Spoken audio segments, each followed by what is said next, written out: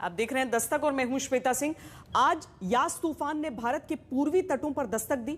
यास तूफान सुबह 9 बजे ओडिशा के तट से टकराया तो दोपहर के समय यह पश्चिम बंगाल पहुंच गया। यास तूफान की एंट्री लेते ही बारिश और तेज हवाएं चलने लगी। देखते ही देखते लोगों के घर उजड़ गए।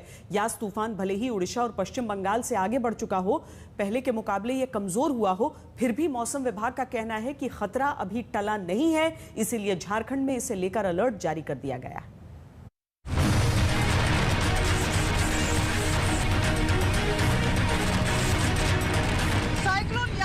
दस्तक दे दी यहाँ पे कि पानी ऊपर तक आ रहा है।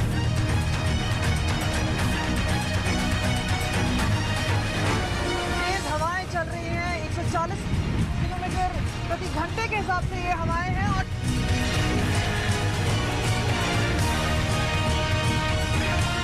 तो आप देख सकते हैं किस तरह से कैमरा भी हिल रहा है। सुबह जब यास तूफान ओडिशा के बालासोर में तट से टकराया तो लहरें मानो बेकाबू हो गईं। करीब 4.5 घंटे तक ओडिशा के तट पर यास तूफान अपना जोर दिखाता रहा, मानो आज वो सब कुछ उड़ा ले जाएगा।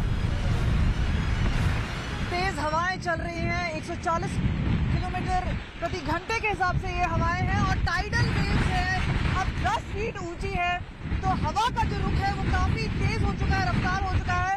आपको बता दें यहाँ पे अगर हम आपको दूसरी तरफ दिखाएं, आपको दिखाने की कोशिश कर रहे हैं। यहाँ पे देखिए जिस तरह से टिन रूफ है ये उड़ रही है, कुछ लोग बाहर आए हैं। बालासोर और भद्रक के बीच धामरा में यास तूफान 140 से लेकर 155 किलोमीटर प्रति घंटे की रफ्तार से गुजरा। इसका नतीजा ये हुआ कि चारों तरफ तबाही मच गई। यास तूफान का पहला निशाना ओडिशा और पश्चिम बंगाल होंगे, ये बात तो सभी पहले से ही जानते थे। बंगाल की खाड़ी से करीबी के कारण वहां पर इस तरह के तूफान से तबाही नई बात नहीं है, लेकिन मौसम वैज्ञानिक यास तूफान को लेकर एक खास बात से परेशान है, जिसका सीधा रिश्ता झारखंड से है। झारखंड अब तक का अपना सबसे भीषण चक्रवात झेल रहा है, क्योंकि यास तूफान से ज्यादा शक्तिशाली तूफान का झारखंड ने इससे पहले कभी सामना नहीं किया। समंदर से दूर होने की वजह से झारखंड पहुंचते पहुंचते आमतौर पर तूफानों की तीव्रता और गति कमजोर हो जाती थी, लेकिन इस बार ऐसा नहीं होगा। यास की वजह से ओडिशा से लगे झारखंड में तूफानी हवाएं चल रही हैं और इन इलाकों में भीषण बारिश की भी बात मौसम वैज्ञानिक कर रहे हैं। जो हमारा मेन लैंड है ये सिस्टम में बारिश देगा। उड़ीसा बंगाल में भी बारिश हुआ है, लेकिन बिहार झारखंड चाहे दूर है समुद्र से, ये सिस्टम जो है रेमिनेंट्स जो है वो जा रहा है, इसलिए बारिश देगा। तो ओडिशा की तरह झारखंड पर यास तूफान ने भले ही अपनी पहली चोट नहीं मारी हो, लेकिन फिर भी झारखंड के कई जिले एक ऐसे तूफान का सामना करेंगे जो ओडिशा और बंगाल में भयानक तबाही मचाकर आया है। साइक्लोन यास ने दस्तक दे दिया है बालासोर में। पीछे देख सकते हैं किस तरह से अब जो कोस्टल एरिया के इलाके में आसपास की दुकान है उन्हें खाली किया जा रहा है। हालांकि सिस्टम ने वार्निंग दे दी थी, सरकार की तरफ से दिशा निर्देश थे कि कोस्टल एरियाज है वहां पर जो जगह है वहां से हटाया जाए, लेकिन यहाँ पर जिस तरह से आप ये बताइए, आपको पता था तूफान आ रहा है, अभी आसपास क्यों कर रहे हैं? अरे ये इतना दूर तक कभी नहीं पानी आता है। ये उड़ीसा और पश्चिम बंगाल की सीमा का इलाका है। देखिए यास तूफान ने यहाँ पर कितनी भयानक तबाही मचाई है। यहाँ पर सड़क पर बैरिकेडिंग उल्टे पड़े हुए हैं। लोगों के घर उजड़ गए हैं, जिनमें लोग रहा करते थे वो मलबे में तब्दील हो गए हैं। बालासोर से भद्रक तक और उड़ीसा के केंद्रपाड़ा से जगत सिंहपुर की कोस्टल लाइन तक यास तूफान कहर बनकर लोगों पर बरसा है। अब ये पेट्रोल पंप देखिए, यास तूफान ने इसे पूरी तरह से बर्बाद कर दिया है। पेट्रोल पंप की छत उड़ चुकी है और अगर कुछ बचा है तो यास तूफान से मची तबाही की गवाही। भद्रक में यास की वजह से बड़े और पुराने पेड़ उखड़ गए हैं। पेड़ की चपेट में भद्रक में कई गाड़ियां भी आ गई। ये देखिए किस तरह से एक बड़ा पेड़ इस जीप पर गिर गया। एनडीआरएफ और बाकी एजेंसियों के सामने जल्द से जल्द सड़कों को साफ करने की चुनौती है, ताकि राहत और बचाव के काम में कोई रुकावट न आए। इस काम में जेसीबी मशीनों की भी मदद ली जा रही है। अब यास तूफान से सीधे टकराने वाले भद्रक जिले के धामरा का हाल देखिए। यहाँ यास तूफान की वजह से सब कुछ डूब गया, क्या घर और क्या खेत, सब जल समाधि ले ली।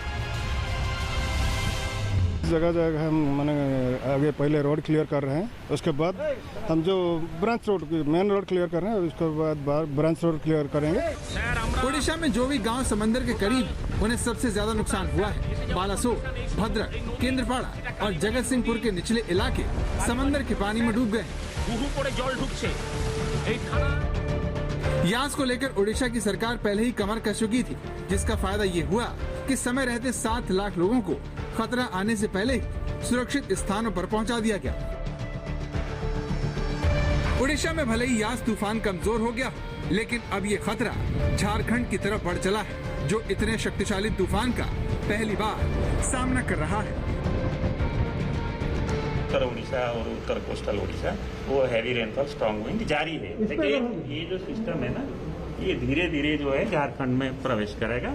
तो इसीलिए झारखंड जो है आज नाइट से स्ट्रॉन्ग विंड जो है 80 से 100 किलोमीटर, इवन हमारा जो आभ्यंतरीण जो अंदर इलाका है उड़ीसा झारखंड से लगा हुआ है, वो भी यही वेदर होगा, सीवियर वेदर अभी आज इवनिंग या नाइट से कल इवनिंग तक। झारखंड में हम लोग रेड कलर वार्निंग जारी किया है आज और कल के लिए, और रेनफॉल 20 से 30 सेंटीमीटर रहेगा झारखंड में, 1 या 2 जगह पर रांची जहाँ उड़ीसा और पश्चिम बंगाल में यास तूफान की दस्तक से पहले ही बारिश शुरू हो गई थी, जिसका असर झारखंड पर भी हुआ।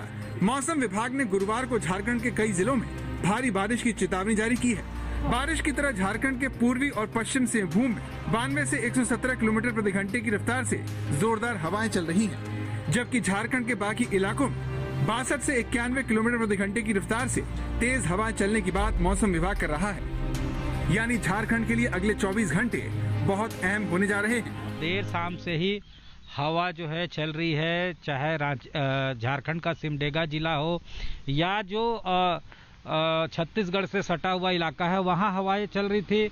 और पूरा जो जोन है, पूरा जो झारखंड स्टेट है वो पाथ है, तो इसका जाहिर तौर पे असर जो है पूरे राज्य में दिखेगा। तूफान को देखते हुए राज्य सरकार के साथ साथ एनडीआरएफ ने भी मोर्चा संभाल लिया है। रांची में एनडीआरएफ की टीम तूफान को लेकर लोगों को जागरूक कर रही है। यास तूफान झारखंड से आगे चलकर बिहार और उत्तर प्रदेश में एंट्री करेगा, जहां पर 50 से 60 किलोमीटर प्रति घंटे की रफ्तार से हवाएं चलने की आशंका है। 27 और 28 तारीख को पूर्वी उत्तर प्रदेश और 28 तारीख को बिहार में तेज बारिश होने की बात भी मौसम विभाग ने की है। लेकिन उड़ीसा और पश्चिम बंगाल में बड़ा नुकसान पहुंचाने वाले यास तूफान को लेकर सबसे ज्यादा डर झारखंड में है, जो समंदर से दूर होने पर भी अपने पहले और सबसे शक्तिशाली चक्रवाती तूफान को झेलने को मजबूर है। बालासोर से कमलजीत संधू के साथ सत्यजीत कुमार, रांची, आज तक। रिपोर्ट में आपने एक्सपर्ट को यह कहते हुए सुना कि झारखंड अभी तक के सबसे शक्तिशाली तूफान का सामना कर रहा है, लेकिन इसकी वजह क्या है? इसकी वजह है यास तूफान का रूट। झारखंड समुद्र से दूर है, इसीलिए अभी तक यह राज्य तूफान की सीधी चपेट में नहीं आता था। लेकिन यास तूफान सबसे छोटा रूट लेकर झारखंड तक जा पहुंचा है। इस वजह से इस तूफान की गति पहले आए तूफानों के मुकाबले काफी तेज है। यही वजह है कि झारखंड में शहर शहर अलर्ट है। यास तूफान के झारखंड के जो जिले सबसे ज्यादा प्रभावित होने वाले हैं, उसमें पूर्वी सिंहभूम, पश्चिमी सिंहभूम, सरायकेला, रांची, खूंटी, सिमडेगा, गुमला और बोकारो शामिल हैं। झारखंड के आगे ये तूफान बेदम होने से पहले बिहार और पूर्वी उत्तर प्रदेश को भी छुएगा।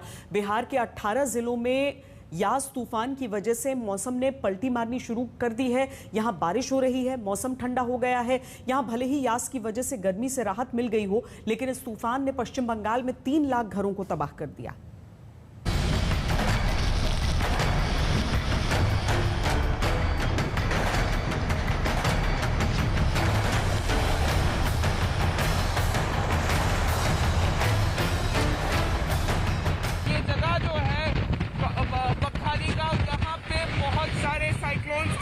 इम्पैक्ट हमने पहले देखा है। ये जगह हाई अलर्ट पे है और इस समुद्र तट पर आप देख सकते हैं कैसे इस पूरे जगह पे हवाएं की तरफ देखें तो समझ में आएगा हवाएं कितने स्ट्रॉन्ग है, कितने डिवाइसिव है।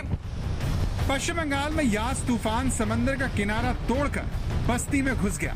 नतीजा, शहर की सड़क नदी बन गई। ये पश्चिम बंगाल का दीघा, जहां बारिश के पानी से ज्यादा समंदर के पानी ने कहर बरपाया, क्योंकि जब समंदर का पानी तट के करीब बसे इस रिहायशी इलाके में घुसा तो गाड़ी पानी में डूब गई। कार ही नहीं, बड़ी बड़ी एसयूवी खिलौने की तरह बहने लगी। जेसीबी ने भी समंदर के पानी के आगे सरेंडर कर दिया।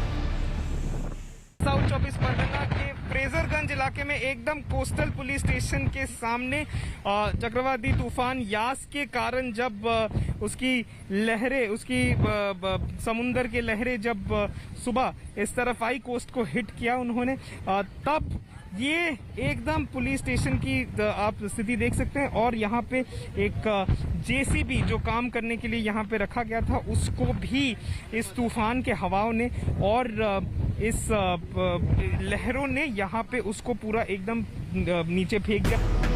पश्चिम बंगाल में यास तूफान कितना खतरनाक साबित हुआ, उसका अंदाजा आप इसी बात से लगा सकते हैं कि तूफान का रास्ता ये भारी पत्थर भी नहीं रोक पाए। कहने की जरूरत नहीं कि पत्थर बहुत भारी होंगे, इन्हें अगर उठाना हो तो जेसीबी मशीन की जरूरत होगी, लेकिन समंदर की लहरों ने इन्हें ऐसे पटका मानो इनमें वजन ही ना हो। दीघा में समंदर ने पहले तट की बनी दीवार को तोड़ा। ये देखिए कैसे तट की दीवार तोड़कर लहरें शहर के अंदर दाखिल हो रही हैं। इसी तट पर ये भारी पत्थर रखे हुए थे, जिन्हें यास तूफान की वजह से लहरें बड़े आराम से उठाकर यहाँ ले आए। उस पार में अभी आपको थोड़े से कम बोल्डर्स दिखाई दे रहे होंगे और यहाँ पे ही सारे बोल्डर्स रखे हुए थे और इन तूफानी हवाओं ने, तूफान यास ने जो कहर बरपाया है, उसके बाद ये बोल्डर्स यहाँ पर आ गए हैं और पूरा का पूरा ये जो बीच है, सी बीच की जो सड़क है, इस वक्त बोल्डर्स से ढकी हुई है। दीघा के तट पर ही बनी ये सभी दुकानें देखते ही देखते मलबे में तब्दील हो गई। यास तूफान ने इस मार्केट की हर एक दुकान की ईंट से ईंट बजा दी, लेकिन सबसे ज्यादा परेशानी दीघा की इस सड़क के आसपास रहने वाले लोगों को हुई, जो लाख कोशिश के बावजूद अपने घरों समंदर का पानी भरने से नहीं रोक पाए। जब लोगों से बात नहीं बनी तो सेना को बुलाना पड़ा, जिन्होंने घर में फंसे लोगों की वक्त रहते मदद की।